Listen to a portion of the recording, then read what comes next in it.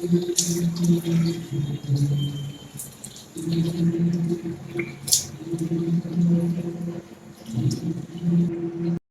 Guys, എല്ലാവർക്കും സുഖമാണല്ലോ. ഇന്ന് ഞാനൊരു ലോങ് വീഡിയോ ആയിട്ട് വന്നിരിക്കാം കേട്ടോ.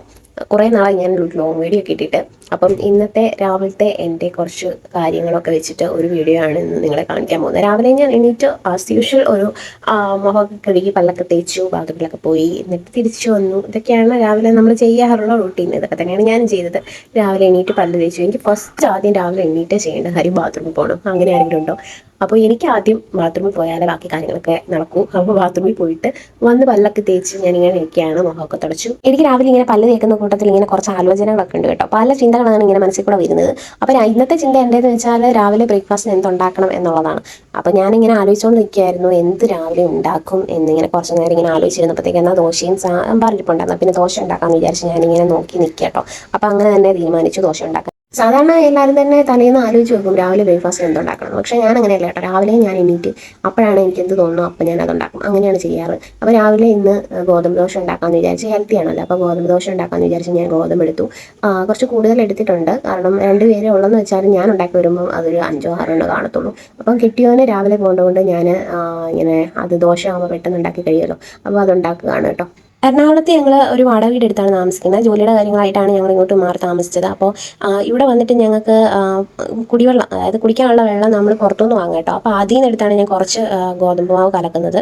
അപ്പം ഇന്നലെ വെച്ച് സാമ്പാർ ഇരിപ്പുണ്ട്, ഇതൊന്ന് ചൂടാക്കി എടുക്കണം. അതാണ് ഇന്നത്തെ രാവിലത്തെ പരിപാടികൾ.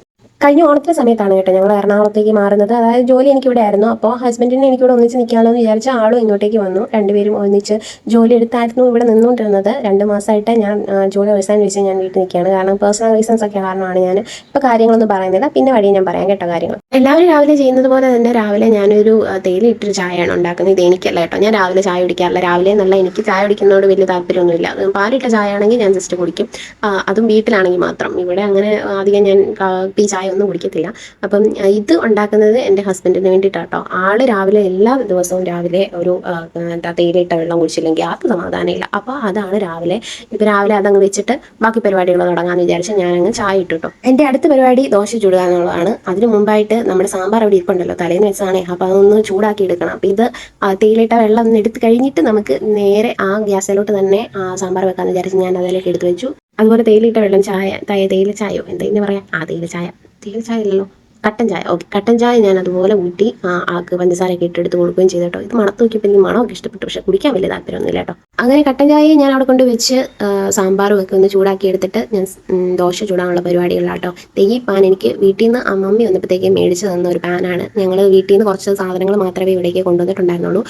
എക്സ്ട്രാ ഒരു സാധനങ്ങൾ ഞങ്ങൾ വാങ്ങിയില്ലായിരുന്നു. അപ്പം മമ്മി വീട്ടിൽ വന്നു കഴിഞ്ഞപ്പോൾ, ഇവിടെ വരേണ്ട ഒരു ആവശ്യം വന്നപ്പോൾ വന്ന സമയത്ത് വാങ്ങി തന്ന കുറച്ച് ഐറ്റംസ് ഉണ്ട് കേട്ടോ. അതൊക്കെയാണ് അവിടെ ഇരിക്കുന്നത്. മിക്ക സാധനങ്ങളും മമ്മിയും തന്നതും അതുപോലെ വീട്ടിൽ നിന്ന് എടുത്തുകൊണ്ട് വന്ന സാധനങ്ങളാണ്. കാരണം വീട്ടിലിരിപ്പുണ്ടല്ലോ. അപ്പോൾ അതൊക്കെ തന്നെ കൂടുതലും യൂസ് ചെയ്യുമായിരുന്നു. ഞങ്ങൾ സെപ്പറേറ്റ് വേറെ ഒന്നും പുറത്തൊന്നും വാങ്ങിയില്ലായിരുന്നു. കുറച്ച് സാധനങ്ങൾ എന്തൊക്കെയോ വാങ്ങിയിട്ടുണ്ടായിരുന്നുള്ളൂ. ഞാൻ വീട്ടിൽ പോയിട്ട് തിരിച്ചു വന്നപ്പോൾ കുറച്ച് സാധനങ്ങളൊക്കെ ആയിട്ടാട്ടോ ഇങ്ങോട്ട് വന്നത്. കുറേ മാങ്ങയും അതുപോലെ അവിടെ മാങ്ങയൊക്കെ ഉണ്ടായി നിന്ന വീഡിയോസൊക്കെ കണ്ടവർക്ക് അറിയായിരിക്കും. കുറച്ച് മാങ്ങയൊക്കെ കൊണ്ടുവന്നിട്ടുണ്ടായിരുന്നു. അതുപോലെ തന്നെ ഉപ്പിലിട്ട മാങ്ങ അച്ചാച്ചൻ്റെ വീട്ടിൽ നിന്ന് കൊണ്ടുവന്നിട്ടുണ്ടായിരുന്നു. അതുപോലെ കായ വീട്ടിൽ നിന്ന് കൊണ്ടുവന്നിട്ടുണ്ടായിരുന്നു. കാച്ചിൽ കൊണ്ടുവന്നിട്ടുണ്ടായിരുന്നു. അങ്ങനെ കുറേ സാധനങ്ങൾ വീട്ടിൽ നിന്നൊക്കെ തന്നെ അച്ചാച്ചൻ്റെ വീട്ടിൽ നിന്നും എൻ്റെ വീട്ടിൽ നിന്നൊക്കെ ആയിട്ട് കൊണ്ടുവന്നിട്ടുണ്ടായിരുന്നു കേട്ടോ. ഈ വീഡിയോയിൽ തന്നെ നിങ്ങൾക്ക് കാണാൻ പറ്റും, സൈഡിൽ ഇരിക്കുന്നുണ്ടല്ലേ മാങ്ങ ഉപ്പിലിട്ടത്. അതൊക്കെ വീട്ടിൽ നിന്ന് കൊണ്ടുവന്നത് കേട്ടോ.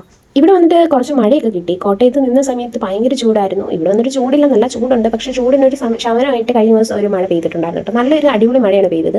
ഞാൻ അടുക്കളയ്ക്കകത്ത് കയറി കഴിയുമ്പോഴത്തേക്കും ഒരു പരിപാടി എനിക്കുണ്ട്, ഡാൻസ് കളിക്കും. അതായത് ഡാൻസ് കളിക്കുന്നതിന് കാരണം വേറെ ഒന്നുമല്ല, കുക്ക് ചെയ്യുന്നതിൻ്റെ ആ ബോറടി മാറ്റാൻ വേണ്ടിയിട്ട്. ബോറടിയാണെന്ന് ഞാൻ പറയുന്നില്ല, കുക്കിങ് എനിക്കിഷ്ടം തന്നെയാണ്. പക്ഷേ അത് ചെയ്യുന്നതിനോടൊപ്പം എനിക്ക് ഡാൻസ് ചെയ്യാൻ ഭയങ്കര ഇഷ്ടമാണ്. അപ്പം ഡാൻസ് അറിയത്തില്ല എന്ന് ഉണ്ടെങ്കിലും പക്ഷേ ചെയ്യാൻ എനിക്ക് ഭയങ്കര ഇഷ്ടമാണ്. ഡാൻസ് പഠിച്ചിട്ടോ കാര്യങ്ങളോ ഒന്നുമില്ല, പക്ഷേ എനിക്ക് ചെയ്യാൻ ഭയങ്കര ഇഷ്ടമാണ്. അപ്പോൾ അതൊക്കെ ചെയ്തിട്ട് എനിക്ക് കുക്കിംഗ് കൂടെ ചെയ്യുന്നതാണ് എനിക്കിഷ്ടം. അപ്പോൾ അങ്ങനെ ഇരുന്ന് ഞാൻ സ്റ്റെപ്പൊക്കെ ഇട്ട്, ഇപ്പോഴത്തെ ട്രെൻഡിങ് ഡാൻസ് ഉണ്ടല്ലോ അതിൻ്റെ സ്റ്റെപ്പൊക്കെ ഇട്ട് ഡാൻസ് കളിച്ചുകൊണ്ടിരിക്കുക കേട്ടോ. ഡാൻസ് കളിക്കാൻ എനിക്ക് പാട്ടൊന്നുമില്ല, ചുമ്മാ അതിങ്ങനെ മനസ്സിൽ വിചാരിച്ചിട്ട് ആ പാട്ട് ഇങ്ങനെ മനസ്സിൽ വിചാരിച്ചിട്ട് ചുമ്മാ ഡാൻസ് കളിക്കുന്നു, അത്ര തന്നെ. അപ്പോൾ സ്റ്റെപ്പ് കണ്ടപ്പോൾ നിങ്ങൾക്ക് ഏകദേശം മനസ്സിലായി കാണും ഏതാ പാട്ടെന്നല്ലേ. കുറേ പേർക്കൊക്കെ മനസ്സിലായി കാണും. ഞാനിങ്ങനെ ഒറ്റയ്ക്ക് നിൽക്കുകയാണെങ്കിൽ മാത്രമേ ഉള്ളൂ കേട്ടോ ഇങ്ങനെയുള്ള പരിപാടികൾ.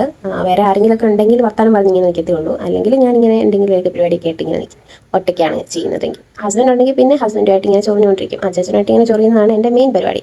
ആളിവിടെ ഉണ്ടെങ്കിൽ പിന്നെ രണ്ടുപേരും നിന്ന് എന്തെങ്കിലുമൊക്കെ പറഞ്ഞ് ചൊറിഞ്ഞു വഴക്കുണ്ടാക്കും. അത് മെയിൻ ആണല്ലോ, നമുക്ക് എല്ലാ വീട്ടിലും ഉണ്ടായിരിക്കുമല്ലോ. ഇങ്ങനെ ഡാൻസ് ഒക്കെ കളിച്ച് നമ്മൾ ചെയ്യുന്നതിൻ്റെ ഒരു ബെനിഫിറ്റ് എന്ന് പറഞ്ഞാൽ എന്താണെന്നറിയാമോ? ഇത് ഉണ്ടാക്കി കഴിയുന്നത് നമ്മൾ അറിയത്ത് പോലുമില്ല. നമ്മൾ നല്ല എൻജോയ് ചെയ്ത് കുക്ക് ചെയ്യും കേട്ടോ. അപ്പം ദോശ നല്ല റെഡി ആയിട്ടുണ്ട്, അടിപൊളിയായിട്ട് വന്നു കേട്ടോ. ഫസ്റ്റ് ഉണ്ടാക്കി തന്നെ നല്ല അടിപൊളിയായിട്ട് വന്നതിൻ്റെ സന്തോഷമാണ് എൻ്റെ മുഖത്ത് കാണുന്നത് നിങ്ങൾ.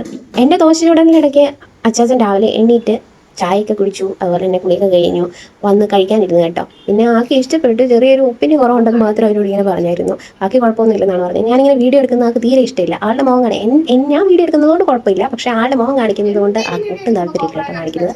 അപ്പോൾ ഞാനിങ്ങനെ അതിങ്ങനെ കാണിച്ചുകൊണ്ടിരുന്നപ്പോഴത്തേക്ക് ആൾ പറയുകയും ചെയ്യും, ആളിങ്ങനെ ഓരോ കോപ്രായങ്ങൾ കാണിക്കും കേട്ടോ.